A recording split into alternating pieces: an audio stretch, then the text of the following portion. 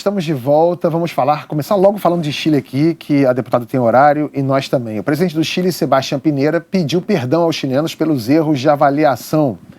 Disse que ele e os presidentes anteriores não foram capazes de entender os problemas da população e anunciou medidas como o aumento de salário mínimo e reformas variadas. Um grupo de deputados de oposição quer iniciar uma investigação contra o presidente e o ministro do Interior por causa de violações de direitos humanos durante os protestos. Houve mortes e há acusações de estupro, tortura e agressões feitas pela polícia e militares. Enquanto isso, aqui no Brasil, as leituras ideológicas variam, é claro. A oposição diz que as crises são retratos de governos liberais e de direita. Do lado do presidente Jair Bolsonaro, a leitura é que tudo isso é culpa da esquerda e do Foro de São Paulo. Antes de começar o programa, a gente estava falando aqui sobre isso. Pedro, a leitura é outra, né? A leitura desses protestos é... Eu acho sim. Eu acho que tem um erro fundamental de como a esquerda, principalmente, está enxergando a situação. E esse problema começa com o espantalho da esquerda, a gente estava discutindo semana passada, né, do neoliberalismo. Se você está falando que existe uma mesma ideologia que abarca Reagan, Thatcher, Tony Blair e Bill Clinton, você não está falando de uma ideologia que existe. Exatamente. São duas coisas absolutamente diferentes. Completa. O que o Reagan e a Thatcher fazem nos anos 80 dentro de um conservadorismo, buscar uma base liberal na economia em cima das ideias do Milton Friedman.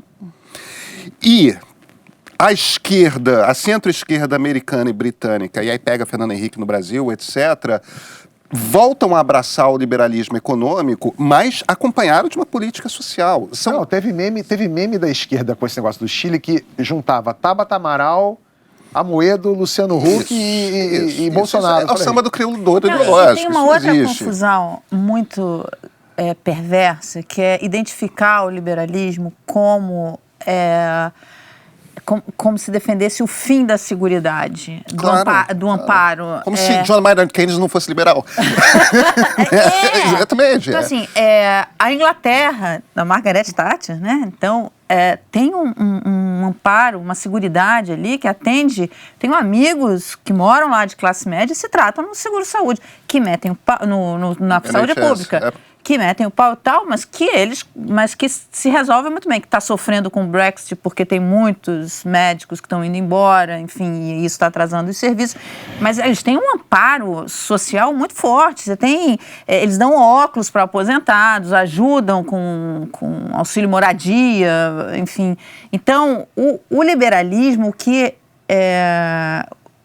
que acaba confundindo é o seguinte: o que a gente está falando, na verdade, eu nem vou botar nome de liberalismo, mas eu acho que o que o mundo está enxergando um pouco é tornar o Estado mais eficiente. O que não dá é para você ter um Estado que não dá educação e não dá saúde, mas dá o dinheiro para os amigos do Queiroz, entendeu? O Queiroz vai deixar um grande legado para esse país, que é mostrar que a gente gasta um dinheirão nos gabinetes que não é preciso.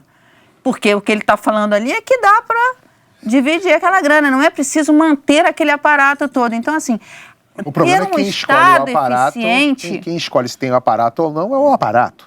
Então, o problema, o que o Chile está vivendo, assim, o Chile nos últimos 30 anos, ele reduziu a pobreza fortemente, caiu de 40% para 10%, apareceu uma classe média e é essa classe média que está nas ruas. E aí, Mara, eu acho que tem um ponto que o próximo livro que ainda não foi lançado do Thomas Piketty, aquele economista francês que explodiu, cujo trabalho que é o queridinho economista da esquerda no momento, né? O Piketty faz uma observação que eu acho interessantíssima e fala inclusive do Brasil, que é o seguinte: a política econômica que dominou tanto o governo Fernando Henrique quanto o governo Lula é uma política econômica que fez transferência de renda da classe média para os mais pobres. A transferência de renda não foi dos ricos para os mais pobres. Até porque a lógica, e não é que tenha sido uma coisa de maldade, uma coisa assim, tipo, a lógica na qual se apostou era essa. Não, vamos manter o dinheiro onde está a produção acontecendo, que são os mais ricos, porque afinal de contas você se emprega, tudo mais. Agora, como é que você faz essa transferência? Por imposto. Como imposto na maior parte dos países da América Latina, é o caso do Brasil, é na base de consumo, quem paga mais imposto é quem compra coisa. Então, não é quem junta. Então esses protestos do Chile são protestos de classe média. São protestos classe média, exatamente, porque é quem se ferrou. E qual é o quem se ferrou no Brasil também. E acho que tem a ver, voltando no tempo, com o fato de que a base liberal muito sólida no Chile ter sido implantada durante um período de ditadura sem margem de negociação. Então, uma coisa impositiva e que acho que agora há uma tentativa de ajuste de contas. Mas que a esquerda não mudou. Nesses 30 anos, 25, não, a concertação não mudou, anos foi da concertação, que era uma coligação de esquerda. Mas acho que a cobrança, essa cobrança por um ajuste, por um novo contrato, viria ainda que a esquerda estivesse no poder. Mas para nós, Tabet, o importante nesse momento é que tudo se resolva até o dia 23 de novembro para que o Flamengo possa jogar. Exatamente. E isso é o mais importante de tudo, porque hoje, inclusive, é dia do flamenguista, né? Dia de São Judas Tadeu, dia do flamenguista. Temos aqui 4 flamenguistas. Que você torce para qual time? Flamengo. Hoje eu sou flamenguista. Então, pronto, somos todos rubro-negros aqui. Por que o presidente não colocou a Carla no Ministério das Relações Exteriores? Pois é. O presidente levou a camisa do Flamengo para a China, entregou pro cara, palmeirense, surfando a onda do Flamengo. Foi um momento... Avisa, você que é íntima do Bolsonaro lá, avisa pra ele que não tá pegando bem, não. Que nós, rubro-negros, não gostamos disso. Um palmeirense vir com a camisa do Flamengo e falar... Ele vestiu a camisa do Flamengo nele no Moro, não foi legal? Não. É de verdade. Não, passo. É de verdade. Obrigado. Dá a camisa da seleção brasileira. Não, dá do Flamengo manda pelo correio pro chinês. Não precisa ele. Usando. Isso é o mais importante mesmo. Mudando de assunto, está na mão do presidente do Supremo, Dias Toffoli, a decisão sobre a prisão depois da condenação de segunda instância, que pode libertar seu amigo, o ex-presidente Lula. Na última quinta-feira, deram um zoom em você agora ali, que foi até nervoso. Na última quinta-feira, Toffoli adiou a decisão por 12 dias. Ainda faltam os votos dele, Gilmar Mendes, Celso de Mello e Carmen Lúcia. O Gilmar não votou ainda? Não, mas a gente já sabe o que vai rolar, né? Então, Pedro, quais são as expectativas? Por que você só fala com o Pedro? Ele gosta mais do Pedro. Quais são as expectativas? Ele gosta mais do Pedro. Eu tô aqui na minha lua de mel, gastando meu tempo. Então, vamos lá. Tô brincando. Mas agora eu vou ter que responder. Você não queria uma lua de mel? Então segura essa pica. Olha, Amaral Alberto. Vai. A decisão vai acabar ficando na mão do Toffoli, a gente acha. Porque deve ficar o 5-5 pro Toffoli desempatar. E aí? Eu acho que o Toffoli vai decidir pela manutenção da prisão em segunda instância. É um palpite. Que interessante, mesmo? Eu tenho a impressão que sim. Porque o Toffoli, ele muda de opinião. Vamos lá. Mas aí... Baseado em que critérios? Desculpa. E aí baseado seguinte, por que ele muda de opinião? Eu não sei quais são os critérios dele. Se ele muda de opinião, é imprevisível, concorda? Ele é imprevisível. Mas assim, tem vídeo dele defendendo a prisão em segunda instância. Mas do Gilmar também tem, né? Quer dizer, não é isso. Tem livro. O Gilmar tem livro. O Gilmar... Há uma certa flexibilidade nos nossos ministros do Supremo, né? Tem. Todos têm, na verdade. Mas a senhora, então, tem a impressão de que ele vai manter... Eu tenho a impressão que ele vai. Porque o Toffoli, ele já teve essa opinião antes, é fácil ele embasar a decisão dele na manutenção da prisão em segunda instância. Então, o embasamento ele já tem. A desculpa, digamos, né? Eu acho que ele ganha tempo. Aliás, ele faz isso muito bem. Ele não alonga a sessão, ele deixa ela restrita às 4 horas. E com isso ele fraciona as sessões, quer dizer, fraciona os julgamentos, ganha tempo para medir o pulso, ver as reações, tentar costurar soluções. Em condições normais, considerando o histórico dele recente, ele votaria pelo trânsito julgado para o cumprimento de pena em segunda instância. No entanto, a pressão é muito grande. Ou seja, contra o cumprimento de pena a partir da condenação da segunda instância, né? Só que a pressão sobre ele é muito grande. De modo que eu também não descarto a possibilidade dele votar dessa maneira. O que eu acho que ainda é o desejo dele é de propor uma solução intermediária, aquela de cumprimento de pena após condenação. Só que nenhum dos outros 10 parece estar comprando. Não, e aí tem a armadilha do Marco Aurélio. O Marco Aurélio foi o relator e já se antecipou dizendo que não aceita essa solução. E o voto do Marco Aurélio, em tese, seria um que ele precisaria contar para formar essa nova maioria. E sejamos francos, nesse caso, o Marco Aurélio tem toda a razão. Tá certo. Porque ou você acha que... Ou é isso ou é aquilo. Ou você acha que tem que ir até o último do último recurso... O que você Ou tá... você encerra na segunda instância, que é a última vez que as provas são avaliadas. O que você está tratando ali é a constitucionalidade do artigo 283 do Código de Processo Penal, que é o que diz trânsito em julgado para o cumprimento de pena, para prisão. Então, isso tem a regência da Constituição Federal, que fala em culpado somente após o trânsito em julgado. Isso aqui é um lado. Portanto, só se poderia cumprir pena nesse lado após o trânsito em julgado.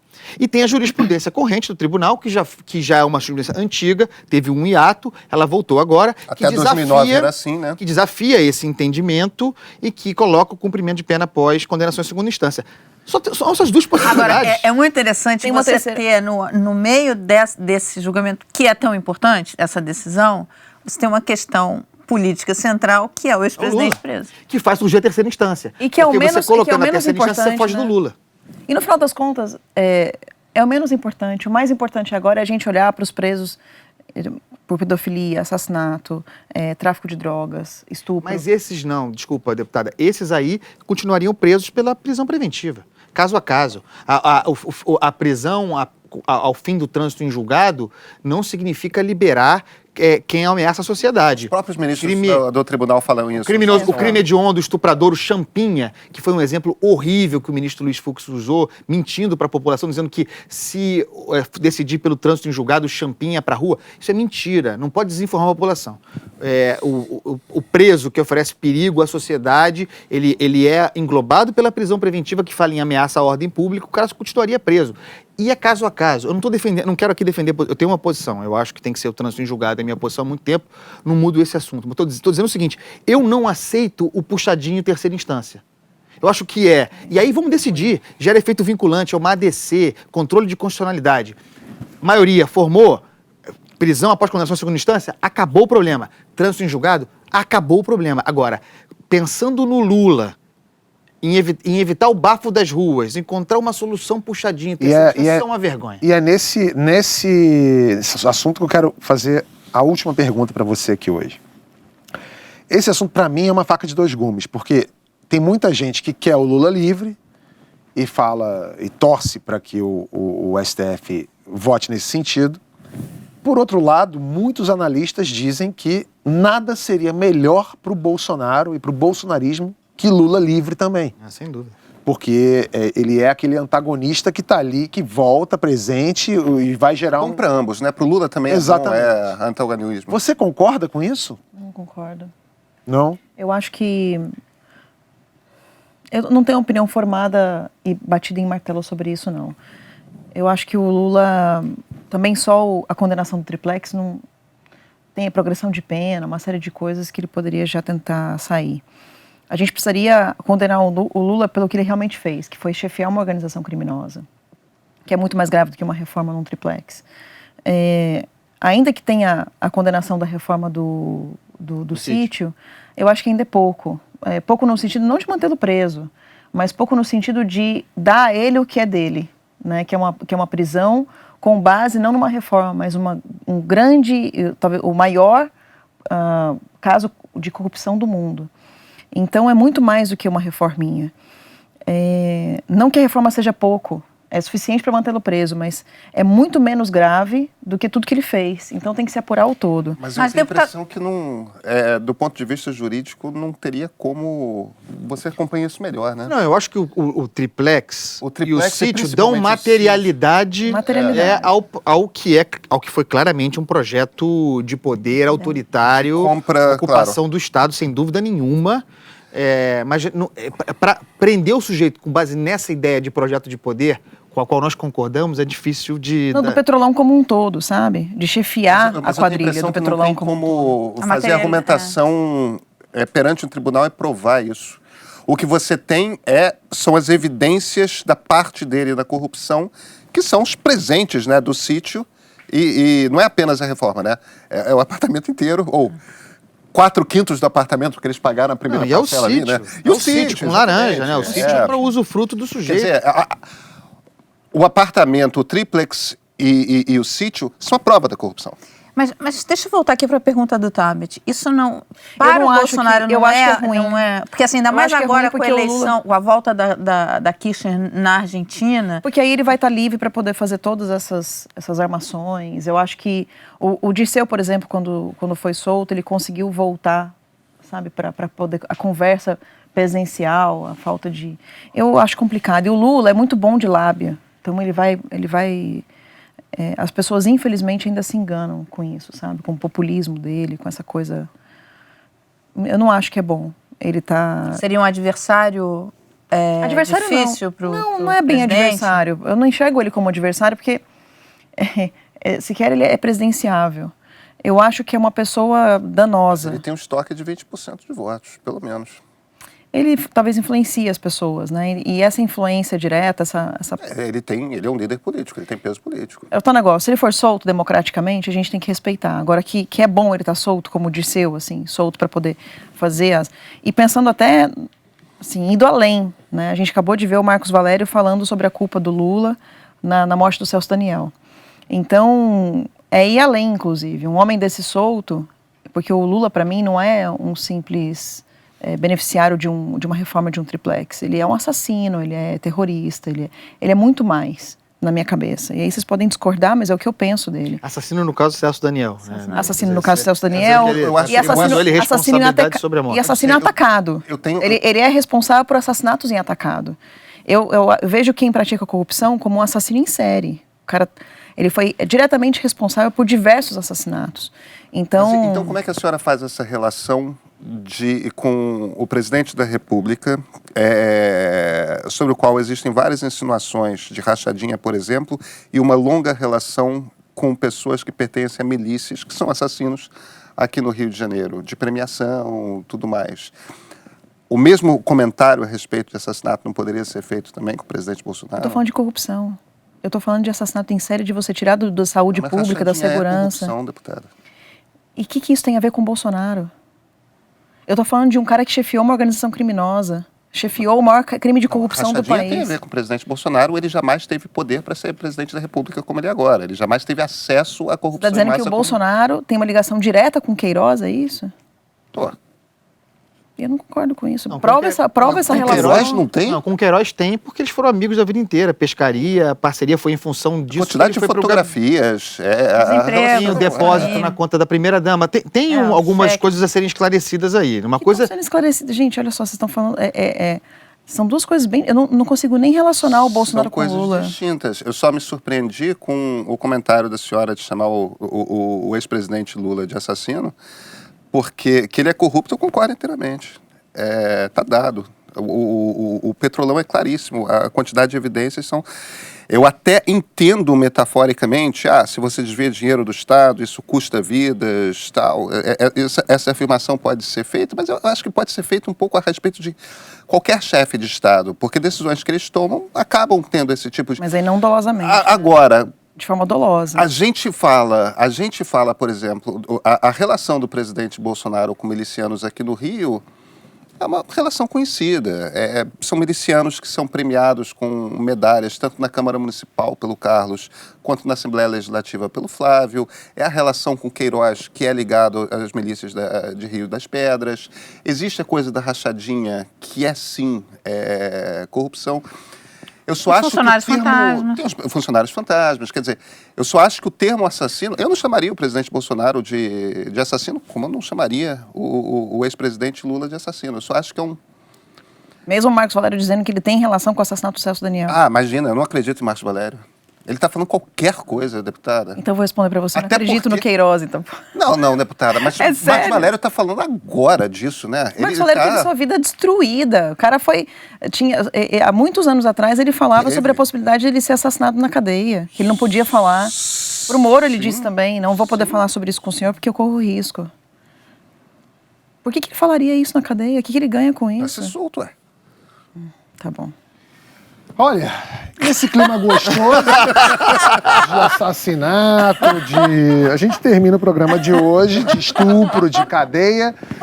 E segunda que vem a gente volta nesse alto astral com Joyce, Marcos Valério e Queiroz aqui. E Marili. Ah, não, você vai chamar Marcos a Joyce, Valério chama quem? o Adélio também. Marcos Valério. O Adélio, o Adélio é legal chamar com a Joyce. Esse a gente pode chamar de assassino. Um deu a facada pela frente, a outra deu pelas costas. Nossa, Manchete, hein? Arrumou a manchetinha Meu aí, vídeo, hein? meu olha, é o pula pirata do Bolsonaro. Cada um enfiando a faca por um lugar. E semana que vem a gente volta. Pela pirata do Bolsonaro. Mentira, cada Semana que coisa. vem. Tá todo mundo falando, até a Bia tá falando no meu ouvido. Chama o Bebiano. Olha, segunda que vem a gente volta com mais uma segunda chamada.